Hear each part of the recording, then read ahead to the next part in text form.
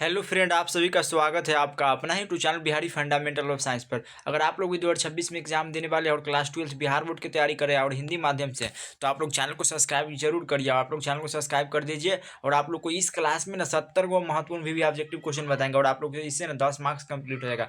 तो आप लोग इसको जरूर कर लीजिएगा। और अभी तक गेस्ट क्वेश्चन का पीडीएफ नोट्स न लिए तो आप लोग अंतिम तक जुड़े रहिएगा, तो आप लोग को हम बता देंगे गेस्ट क्वेश्चन का पीडीएफ नोट्स कहाँ मिलेगा। चलिए क्वेश्चन की तरफ चलते हैं। आप लोग को आंसर याद है तो आप लोग जवाब दीजिएगा। चलिए पहला क्वेश्चन है, अणुचुंबकत्व प्रदर्शित करने वाला पदार्थ है, तो आप लोग बताइए तो इसमें कौन हो जाएगा। तो इसका ऑक्सीजन हो जाएगा, ऑक्सीजन ऑप्शन बी राइट इसका हो जाएगा। और बाकी वाइड IH2O, NaCl और C6H6 यह ऐसा है जो प्रतिचुंबकीय प्रदर्शित करता है, तो इसका ऑप्शन नंबर बी राइट हो जाएगा। इसका ऑप्शन बी राइट हो जाएगा। अगला क्वेश्चन है, मिथाइल एमीन को बनाया जाता है, तो आप लोग बताइए तो मिथाइल एमीन को कैसे बनाया जाता है। तो मिथाइल एमीन को हाफमैन ब्रोमाइड अभिक्रिया के द्वारा बनाया जाता है, बी राइट हो जाएगा। अगला क्वेश्चन है 3 नंबर, कॉपर पैराइट का सूत्र है, तो कॉपर पैराइट का सूत्र क्या होता है, आप लोग 3 का कमेंट करके बताइए। तो इसका होता है CuFs2 ऑप्शन नंबर इसका बी राइट होगा। अगला क्वेश्चन है, 0.01 एम ग्लूकोज बिलियन की तुलना में 0.01 एम MgCl2 बिलियन के हिमांक में अवनमन है, तो इसको आप लोग बताइए कमेंट करके। 4 का, तो 4 का ऑप्शन नंबर सी राइट हो जाएगा। लगभग 3 गुना हो जाएगा, 4 का सी राइट होगा। अगला क्वेश्चन है, ज्वाटर आयन बनाने में पदार्थ क्या होता है, आप लोग इसको कमेंट करके बताइए। तो ज्वाटर आयन बनाने में कौन पदार्थ समर्थ है, तो इसको आप लोग कमेंट करके बताइएगा। इसको आप लोग कमेंट बॉक्स में जवाब दीजिए। अगला क्वेश्चन है, प्रगलन विधि में धातु के अपचयन में कौन प्रयुक्त होता है, तो प्रगलन विधि। तो प्रगलन विधि किसके करते हैं, तो हम लोग प्रगलन विधि में ना अल्मोनियम को करते हैं। अगला क्वेश्चन है, अगला एक शून्य कोटि की अभिक्रिया A+B और C डर के लिए है, तो क्या होगा इसका ऑप्शन नंबर ए राइट हो जाएगा। दर बराबर के इंटू ए और ए पर। अगला क्वेश्चन है, कैल्शियम फॉर्मेट के शुष्क ऑप्शन से क्या बनता है। कैल्शियम फॉर्मेट के शुष्क ऑप्शन से बनता है HCO, HC और CHO। अगला क्वेश्चन है, ABC और AB और सी तत्वों का मानक अपचयन विभव क्रम से क्या है। ए का मान दिया हुआ है इतना और बी का मान इतना और सी का इतना है, तो बोला उनकी अपचयन शक्ति। तो इनमें सबसे ज़्यादा देखिए, सबसे ज़्यादा किसका है, तो सबसे कम है बी वाला के ज़्यादा है, उसके बाद सी वाला के, उसके बाद ए वाला के। तो यहाँ पर लिख दीजिए VCA, तो यहाँ पर VCA हो जाएगा, इसका डी राइट हो जाएगा। अगला क्वेश्चन पर चलते हैं। अगला क्वेश्चन है 10 नंबर, एंजाइम है, तो एंजाइम क्या है आप लोग कमेंट करके बताइए। तो एंजाइम क्या है, तो एंजाइम एगो प्रोटीन है, ऑप्शन नंबर सी राइट हो जाएगा। अगला है 11 नंबर क्वेश्चन, सल्फाइड अयस्कों का सांद्रण किया जाता है। सल्फाइड अयस्कों का सांद्रण कैसे किया जाता है, तो फेन उत्प्लावन विधि के द्वारा किया जाता है, इसका ए राइट होगा।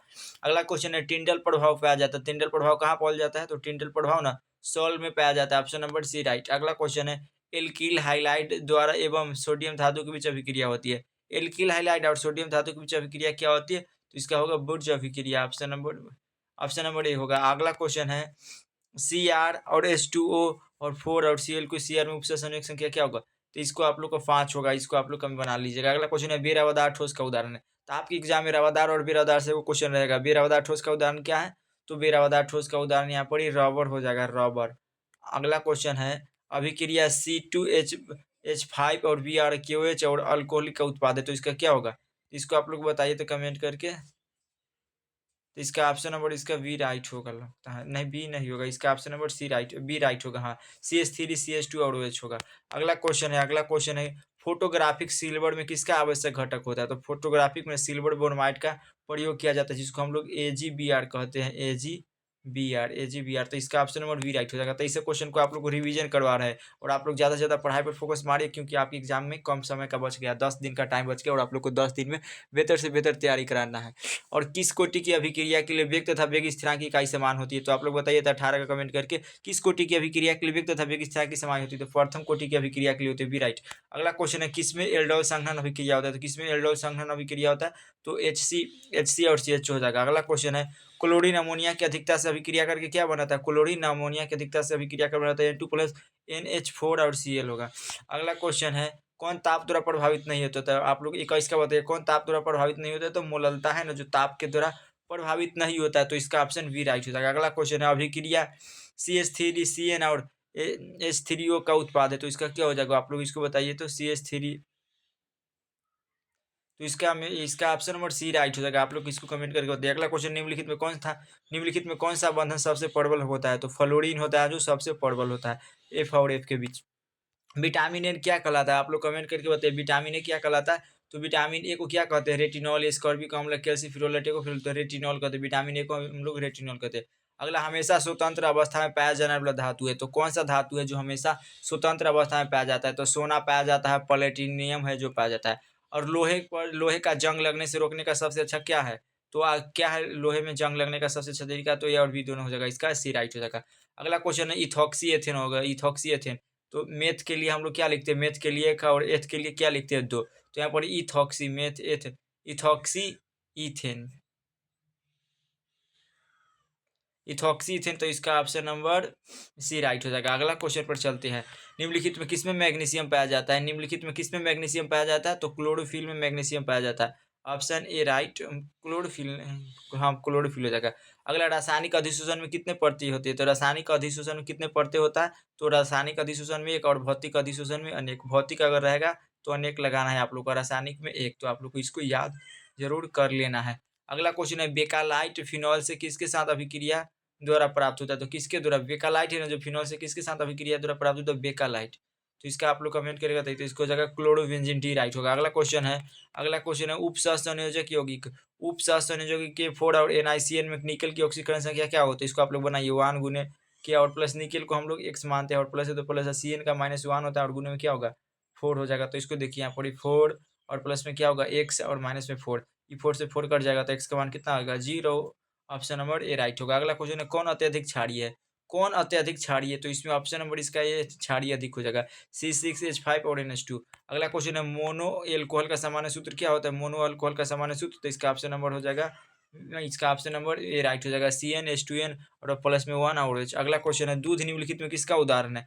दूध निम्नलिखित में किसका उदाहरण होता है? तो दूध होता है जो को पायस का उदाहरण होता है, दूध होता है पायस का उदाहरण। ऑप्शन ए इसका राइट हो जाएगा। अगला क्वेश्चन पर आते हैं, गेलेना किसका अयस्क है? आप लोग कमेंट करके बताइए गेलेना किसका अयस्क है? तो गेलेना टीन का अयस्क है या किसका है? आप लोग का गेलेना किसका अयस्क है? इसको आप लोग कमेंट करके बताइए। मानव शरीर नहीं उत्पन्न करता, तो मानव शरीर जो क्या उत्पन्न नहीं कर सकता? विटामिन उत्पन्न नहीं कर सकते, एंजाइम कर सकता है, DNA और हार्मोन्स, लेकिन सी नहीं है जो विटामिन नहीं करेगा। अगला क्वेश्चन है जेड और जेड2 प्लस और सी यू है, तो ये क्या है? तो वो क्या है यार? डेनियल सेल है, डेनियल सेल, बी राइट होगा। अगला क्वेश्चन है, अगला सी एच थ्री और CN के अपकरण से प्राप्त होता है, तो क्या इसके अपकरण से क्या प्राप्त होता है? तो इसके अपकरण से मीथेन प्राप्त होता है।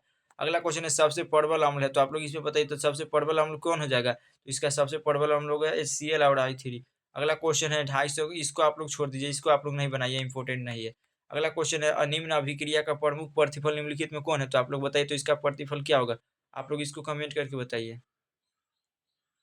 तो इसका हो जाएगा क्या कम, इस यहाँ पर इसे सी आएगा और यहाँ पर इसे O2 जाएगा, तो CO2 हो जाएगा। ऑप्शन नंबर ए राइट होगा। अगला क्वेश्चन है IUPAC प्रणाली में एसीटोन का नाम क्या? एसीटोन का क्या नाम होता है? एसीटोन का मेथेट एसीटोन, तो इसका होता है मेथेनॉल होता है। अगला क्वेश्चन है निम्नलिखित में अभिक्रिया का प्रतिफल है, तो आप लोग बताइए तो निम्नलिखित में कौन अभिक्रिया का प्रतिफल होगा? इसको आप लोग कमेंट करके बताइए, तो इसका ऑप्शन नंबर ए राइट होगा, C6H5 और H होगा। अगला क्वेश्चन है निम्नलिखित में किसमें कृत्रिम मीठा भी करता है? आप लोग बताइए कमेंट करके निम्नलिखित में कौन कृत्रिम मीठा भी करता है? तो कौन है जो कृत्रिम मीठा भी करता है? तो सैकरिन हो जाएगा, सोडियम साइक्लोट और टाइम, तो इसका डी राइट हो जाएगा। अगर आप लोग को डी एग्जाम के अंदर दिखाई दे तो आप लोग डी मार दीजिएगा। अगला क्वेश्चन है निम्नलिखित में कौन प्राकृतिक बहुलक है? निम्नलिखित में कौन प्राकृतिक बहुलक है? तो नाइलॉन 6 है जो होगा। अगला क्वेश्चन है हेक्साप्लेटिन V4 का रासायनिक इसका सही सूत्र क्या होगा? तो इसका क्या पूछा? हेक्सा एमाइन प्लेटिनम 4 क्लोराइड का रासायनिक सूत्र, तो इसका ऑप्शन नंबर ए राइट होगा। अगला क्वेश्चन है निम्नलिखित में कौन अक्रिस्टलीय ठोस का उदाहरण है? तो कांच हो जाएगा अक्रिस्टलीय ठोस का उदाहरण। अगला क्वेश्चन है निम्नलिखित में कौन अनुसंख्यक गुणधर्म है? तो इसमें कौन अनुसंख्यक गुणधर्म है? तो परासरण दाब, बी राइट। अगला क्वेश्चन है एक मोल, इसको आप लोग बताइए, एक मोल L3 को एल में ऑप्शन के लिए कितनी आवश्यकता होती है? तो इसको आप लोग बताइए, तो इसका ऑप्शन नंबर आप लोग को बताइए कमेंट करके, तो इसको कमेंट करिएगा। अगला क्वेश्चन है अभिकारक अणुओं को अभिकारक अणुओं को उत्पाद में परिवर्तित करने के लिए आवश्यक न्यूनतम ऊर्जा क्या होती है? तो इसका होता है सक्रियण ऊर्जा, सी राइट। अगला क्वेश्चन है भौतिक अधिशोषण में लगभग ऊष्मा उत्सर्जित कितना होती है? तो भौतिक अधिशोषण में लगभग ऊष्मा उत्सर्जित होती है 20 से 40 और रासायनिक अधिशोषण में 40 से 400 होता है, तो इसको भी याद कर लीजिए आप लोग को। अगला क्वेश्चन है H2SN2 क्रियाविधि में निर्माण होता है, तो किसका संकरण अवस्था का निर्माण होता है? अगला क्वेश्चन है निम्नलिखित में कौन यौगिक जल में विलीय है? तो कौन सा यौगिक है जो जल में विलीय हो जाता है? तो CCl4 कार्बन टेट्राक्लोराइड हो जाता है।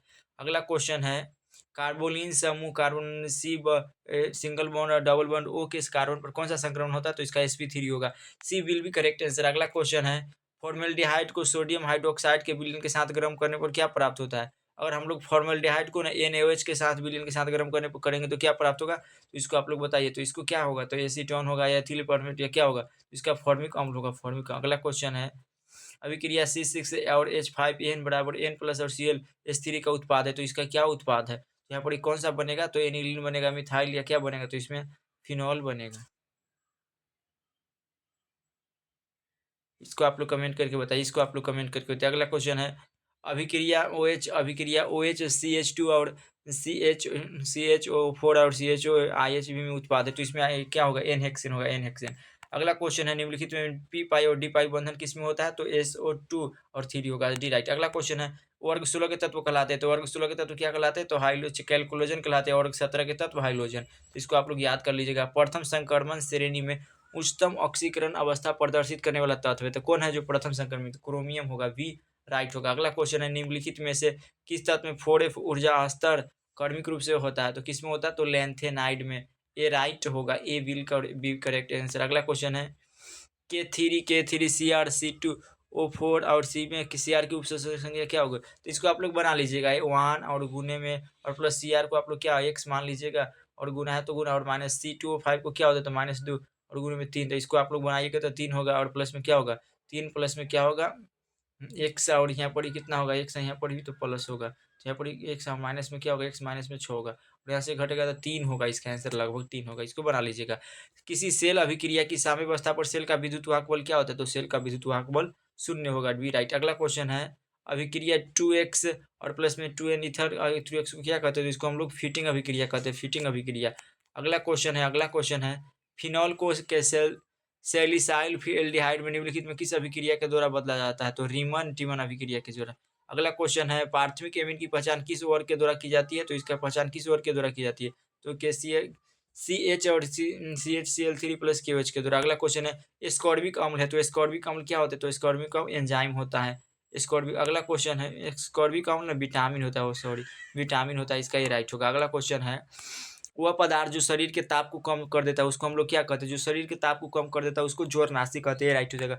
अगला क्वेश्चन है, रवा में इलेक्ट्रॉन ऋणायन खाली स्थान में पकड़ लिया जाता है तो कौन सा होता है? तो खाली स्थान के दौरान F के अंदर हो जाएगा। अगला कोई F सेंटर। अगला क्वेश्चन है, Ca और NO3 C2 में 8 गुना कितना होगा? 3। तो आप लोग को 70 को क्वेश्चन बता दिया और आप लोग ईमानदारी पूर्वक बताइएगा आप लोग को 70 में कितना सही हुआ, उसको आप लोग कमेंट करके बताइएगा और आप लोग ईमानदारी पूर्वक। अगला क्वेश्चन है, देखिए सब्जेक्टिव है, कांच को अतिसीधी द्रव क्यों माना था? इंपॉर्टेंट है और आप लोग 2 नंबर क्वेश्चन कर लिए। हाइड्रोजन परिवार के कौन से सदस्य, इसको भी कर लीजिएगा। उसके बाद आप लोग को मोललता का उपयोग लिख देना है, उसके बाद आप लोग को इसको लिख देना और इसको आप लोग को कर लेना है। 6 नंबर क्वेश्चन इधर देखिए, आप लोग को इसे भी जो क्वेश्चन दे रहे हैं इसको आप लोग कर लीजिएगा, इंपॉर्टेंट क्वेश्चन है। इसे क्वेश्चन आपके एग्जाम में पूछने लायक है, तो इसको कर लीजिएगा। उसके बाद आप लोग को लॉन्ग क्वेश्चन में ना आप लोग को ये दोनों को कर लेना है। उसके बाद प्रथम कोटि की अभिक्रिया इसको कर लेना है और आप लोग को यहाँ पर ही बता रहे हैं, और रुक जाइए, और आप लोग को बता रहे हैं कृत्रिम मधुरक क्या है, आवश्यक और अनावश्यक, तो इसको आप लोग को दोनों को कर लेना है। उसके बाद क्वथनांक को नियम से आप क्या समझते हैं इसको भी कर लेना है। तो आप लोग को कैसा लगा वीडियो कमेंट करके बताइए और मिलते हैं नेक्स्ट वीडियो, तब तक के लिए जय हिंद।